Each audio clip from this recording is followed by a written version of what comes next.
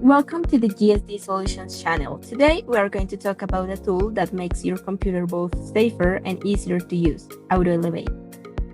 Have you ever tried installing a program or changing a setting on your computer and suddenly a window pops up asking for administrator permission? For many users, this stops everything. You can continue unless an IT admin steps in. That's where AutoElevate comes in. AutoElevate helps manage these admin permissions in a simple and secure way. Here's what happens behind the scenes. When you try to install a program or make a system change, Windows shows the usual permissions prompt. At that exact moment, AutoElevate automatically detects the request and sends it to our IT team. You'll see a shortcut down on your screen while the notification is received on the IT side.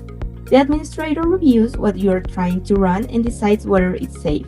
If everything looks good, they approve it, and AutoElevate grants the necessary permissions only for that specific task, allowing you to continue the installation without interruption. But if the request isn't safe, AutoElevate blocks it to protect your device.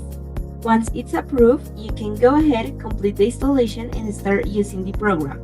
If you have any questions, feel free to let us know. If you found this helpful, don't forget to like this video, subscribe to the channel, and we'll see you in the next one.